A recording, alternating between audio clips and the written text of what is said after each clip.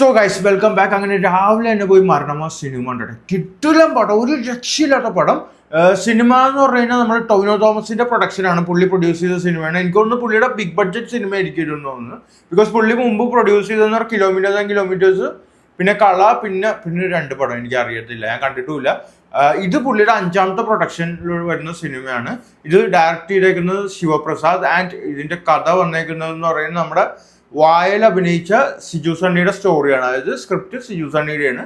Cinema അടിപൊളി script, അടിപൊളി സ്ക്രിപ്റ്റിൽ മാത്രമല്ല ആ സിനിമയുടെ പ്രസന്റേഷനിൽ തന്നെ ആണ് അതിൽ കാര്യം ഇരിക്കുന്നത്. കാരണം അത്രയും രീതിക്ക് കോമഡി, അതെന്ന് പറയുന്നത് സിറ്റുവേഷൻ ബേസ്ഡ് കോമഡിയാണ്. നമുക്ക് ഒരിക്കലും എന്താ പറയുന്നത്, ഒരുമാതിരി ചിരിക്കാൻ വേണ്ടി കുറെ ചള്ളിയൊക്കെ വാരി പുറത്തിടണ പോലത്തെ ഇതല്ല, കോമഡി അല്ല. വളരെ നാച്ചുറൽ ആയിട്ട് പടം തുടങ്ങുന്നത് തന്നെ നമ്മുടെ ബാബുവിനെ കാണിച്ചോട്ടാ, മറ്റേ വല്ലാത്തൊരു കഥ അത് കാണിച്ചുകൊണ്ടാണ് സിനിമ തുടങ്ങുന്നത് തന്നെ. അതിനൊരു വെറൈറ്റി അതിൽ കൊണ്ടുവരാൻ സാധിച്ചു. പിന്നെ ഏറ്റവും ഫസ്റ്റ് തന്നെ കാണിക്കുന്നത് നമ്മുടെ സീരിയൽ കില്ലർ രാജേഷ് മാധവൻ. പുള്ളിയുടെ എന്ന് പറഞ്ഞാൽ അന്യായ അഭിനയം. മോനെ സൈക്കോ എന്ന് പറഞ്ഞാൽ പുള്ളിനെ കണ്ടാൽ പറയും പുള്ളി ഒരു സൈക്കോ ആണെന്ന്. അമ്മാരിയാണ് ഈ സിനിമയിൽ എടുത്തു വെച്ചേക്കുന്നത്. പുള്ളിയുടെ പെർഫോമൻസ് അന്യായം. അതിൽ ഈ പടം എന്ന് പറഞ്ഞാൽ ഭയങ്കര ഒരു എന്താ പറയുക, ഒരു ഡാർക്ക് ഹ്യൂമറാണ് സിനിമ. അതായത് ആ ഒരു തീമാണ് പിടിച്ചേക്കുന്നത്, ഒരു ഡാർക്ക് ഹ്യൂമർ ടൈപ്പ് ഓഫ് ജോണറാണ് പിടിച്ചേക്കുന്നത്. മാത്രമല്ല എനിക്ക് ഈ സിനിമ ഉണ്ടല്ലോ നമ്മുടെ ബേസിലിൻ്റെ തന്നെ നൊണക്കോയി സിനിമയായിട്ടൊക്കെ വളരെ സിറ്റുവേഷൻ വൈസൊക്കെ വളരെ സാമീപ്യമുണ്ട്. അത് കഥയൊക്കെ ആയിട്ട് ഒരു സാമ്യത ഇല്ല, പക്ഷെ എനിക്കത് തോന്നി. എനിക്ക് അവിടെ ഇവിടെയൊക്കെ ആ ഒരു പടത്തിൻ്റെ പോലത്തെ ഒരു വൈബ് അടിച്ചു. പക്ഷെ ഇതെന്ന് പറഞ്ഞാൽ ടോട്ടലി എൻറ്റയർലി ഡിഫറെൻറ്റ് സിനിമയാണ്.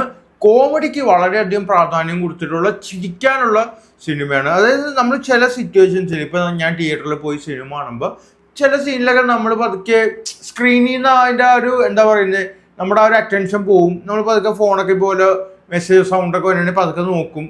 പക്ഷെ ഇതെന്ന് പറഞ്ഞു കഴിഞ്ഞാൽ അങ്ങനെയല്ല, നമുക്ക് സ്ക്രീനിൽ നിന്ന് കണ്ണെടുക്കാൻ പറ്റില്ല. മീൻസ് അത്രയും അധികം ഹാപ്പനിങ്സ് വരുന്നുണ്ട്. അതേപോലെ തന്നെ സിറ്റുവേഷൻ ബേസ്ഡ് കോമഡി മാത്രമല്ല, ഈ രാജേഷ് മാധവന്റെ പെർഫോമൻസ് എന്ന് പറഞ്ഞാൽ അന്യായ പെർഫോമൻസ്. പുള്ളി സൈക്കോയിട്ട് കുറച്ച് ജീവിക്കണേണ്. ഇതിൽ എനിക്ക് തോന്നുന്നു റിയൽ ലൈഫ് റെഫറൻസ് ഒക്കെ എടുത്തിട്ടുണ്ടാവും. അതായത് കിളവന്മാരെ ടാർഗറ്റ് ചെയ്ത് അവരെ മാത്രം കൊല്ലുന്നു. അതും വായിലൊരു പ്രത്യേകതരം ഭയം. എന്തായിരുന്നത്, എന്താ നൊമ്പരപ്പൂ ഭയം, അങ്ങനത്തെ ഭയമൊന്നും ഉണ്ട്. അത് എനിക്ക് തോന്നുന്നു നൊമ്പരപ്പൂ ഭയം. അത് കുത്തിക്കയറ്റി കൊല്ലുന്ന ഒരു വെറൈറ്റി സൈക്കോ. അങ്ങേർക്ക് ആ സീൻ വേറെ ആരും കൊടുത്താലും ഇത്രയും ഭംഗിയാവില്ല. പുള്ളി പൊളിച്ചടുക്കിയിട്ടുണ്ട് ആ സീന്. എനിക്ക് ഭയങ്കര രസമായിട്ട് തോന്നി. പിന്നെ ബേസിൽ ജോസഫിലേക്ക് വന്നു കഴിഞ്ഞാൽ പുള്ളിയുടെ പെർഫോമൻസ് ഒന്നിനൊന്ന് മികച്ചതാണ്. പുള്ളിയുടെ ആ ഒരു ഇൻട്രോ തന്നെ ഏറ്റവും നൈസാണ്. ആ ഇൻട്രോയിൽ പറയുന്ന കാര്യങ്ങളൊക്കെ അത് ചിരിച്ച് ചാവും. അതായത് നാട്ടുകാർ പിരിവിട്ട് ചെക്കോസ്ലോവയൊക്കെ അയക്കുന്ന അത്രയും നാട്ടിലൊരു ദുരന്തനായ ഒരു നായകൻ അല്ലെങ്കിൽ ഒരു ആള്, അതാണ് ബേസിൽ ജോസഫ് സിനിമയിൽ. പുള്ളിയുടെ പെർഫോമൻസ്, പുള്ളിയുടെ ഡയലോഗ്സ്, കാര്യങ്ങളൊക്കെ വളരെ രസകരമായിട്ട് വന്നിരുന്നു. പിന്നെ അതേപോലെ തന്നെ ഒരുപാട് ആർട്ടിസ്റ്റുകൾ ഇതിൽ അഭിനയിച്ചിട്ടുണ്ട്. പിന്നെ നമ്മുടെ സ്ഥിരം എന്താണ് സുരേഷ് കൃഷ്ണയുടെ മറ്റേ ആ കൺവിൻസിങ് സംഭവം ഇതിലുണ്ട്. പുള്ളിയുടെ ആ ഒരു കൺവിൻസിങ് ഇതിൽ കറക്റ്റായിട്ട് നല്ല കിക്കിൽ കിട്ടിയിട്ടുണ്ട്. കറക്റ്റ് നമ്മുടെ ആ ഒരു ക്രിസ്ത്യൻ ബ്രദേഴ്സിൽ കാണിക്കുന്ന അതേ രീതിക്ക് ഇതിൽ കിട്ടിയിട്ടുണ്ട് ഒരു സീനിൽ. അത് നൈസായിരുന്നു. അത് ആ സിറ്റുവേഷൻ ബേസ് ചിരിച്ചു പോകുന്നത്, പക്ഷെ ഇറങ്ങുമ്പോൾ തന്നെ പാളി പോവുകയും ചെയ്യും. അത് മീൻസ് ആ ഒരു കോമഡി പറഞ്ഞ പുള്ളി എസ്കേപ്പ് ആകുമ്പോഴത്തേക്ക് പാളി പോവും. അത് രസമായിട്ടുണ്ട്. പിന്നെ നമ്മുടെ പോലീസ് ഓഫീസറായിട്ട് വരുന്ന ബാബു ആന്റണി, പുള്ളി എന്ന് പറഞ്ഞാൽ പുള്ളി ലുക്ക് വൈസ് പുള്ളി ഭീകരനാണ്. ആള് കുടും ഭീകരനാണ് ലുക്ക് വൈസ്. പക്ഷെ മനസ്സുകൊണ്ട് ആള് ഭയങ്കര ഒരു എന്താ പറയുക, വളരെ ഒരു മാടപ്രാവിന്റെ സ്വഭാവമാണ് പുള്ളിക്ക്. അതായത് പുള്ളി കേസ് അന്വേഷണത്തിന് വരുന്ന പുള്ളി ആദ്യം തന്നെ ഒരു സൈക്കാട്രിസ്റ്റിനെ പോയി കാണുന്നപ്പോൾ പുറത്തുള്ള മീഡിയാസ് എന്താണ് കവർ ചെയ്യുന്നത്, പുള്ളി എന്താണ് മനഃശാസ്ത്രജ്ഞൻ്റെ നേരിട്ട് കേസിന്റെ കാര്യങ്ങൾ അന്വേഷിച്ചറിയാൻ വേണ്ടിയാണ്, മീൻസ് സൈക്കോയുടെ കാര്യങ്ങൾ അന്വേഷിച്ചറിയാൻ വേണ്ടിയാണ് പോയേക്കുന്നതെന്നൊക്കെ. കാര്യം വേറെ ഒന്നുമല്ല, പുള്ളി ഡെസ്പായിട്ട് പുള്ളിയുടെ നഷ്ടപ്പെട്ട പട്ടീൻ്റെ ദുഃഖത്തിൽ പുള്ളി സൈക്കാട്രിസ്റ്റിനെ കണ്ടൊരു എന്താ പറയുന്നത്, പുള്ളി ഒന്ന് സെൽഫ് മോട്ടിവേറ്റ് ആവാൻ പോയതാണ്. അതാണ് പുള്ളി. അപ്പൊ അങ്ങനത്തെ രസകരമായിരുന്നു. അതായത് ബാബു ആന്റണിയുടെ സീൻസ് എല്ലാം വരുന്നതെല്ലാം നല്ല കോമഡി ആയിരുന്നു. പുള്ളി ആ ഒരു ഭീകര ലുക്കിൽ വന്നിരുന്നിട്ട് കരയുന്ന കരച്ചിലുണ്ട്. അത് എനിക്ക് ഭയങ്കര ഇഷ്ടപ്പെട്ട്. എന്താ പറയുക, മൊത്തത്തിൽ പറഞ്ഞു കഴിഞ്ഞാൽ പിന്നെ നമ്മുടെ ഇതില് മൊത്തത്തിൽ പറഞ്ഞു കഴിഞ്ഞാൽ ഒരു ഔട്ട് ആൻഡ് ഔട്ട് കോമഡി. പിന്നെ ഇതില് സിജു സണ്ണി പുള്ളിക്കാരന് സ്റ്റോറി ആണ്, പുള്ളി അഭിനയിക്കുന്നുണ്ട്. പുള്ളിയുടെ എന്ന് പറഞ്ഞൊരു പാവം പിടിച്ച ഒരു ക്യാരക്ടർ സംഭവം. പക്ഷെ പുള്ളിക്ക് അങ്ങനെ പെർഫോം ചെയ്യാനൊന്നും ഇല്ല ഇതിൽ. പക്ഷെ പുള്ളിക്കുള്ള റോൾ അടിപൊളിയായിട്ട് പുള്ളി ചെയ്തിട്ടുണ്ട്. പിന്നെ അതേപോലെ തന്നെ നമ്മുടെ ജോമോൻ ജോർജിന്റെ കോമഡി കാര്യങ്ങൾ ഒക്കെ അത്യാവശ്യം ആ സിറ്റുവേഷൻ ബേസ് വർക്കായിട്ടുണ്ട്. നമുക്ക് നല്ല ചിരി വരുന്ന രീതിക്കുള്ള സിറ്റുവേഷൻ ബേസ് ഇത്.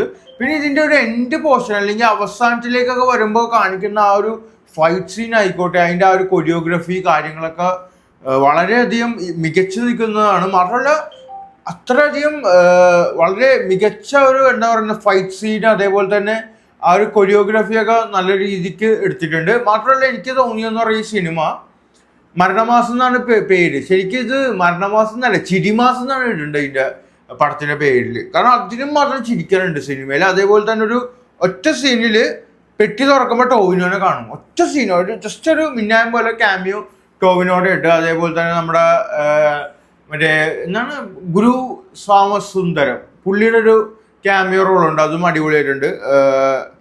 പിന്നെ ഒരുപാട് ആർട്ടിസ്റ്റുകൾ അഭിനയിച്ചിട്ടുണ്ട്. എന്താ പറയുക, മൊത്തത്തിൽ പറഞ്ഞ ചിരിക്കാൻ നമ്മൾ ഇതിലെ ലോജിക്കോ അല്ലെങ്കിൽ ഇങ്ങനെയൊക്കെ സംഭവിക്കുകയോ ഒക്കെ ചിന്തിച്ച് പോകേണ്ട ഒരു സിനിമയല്ല.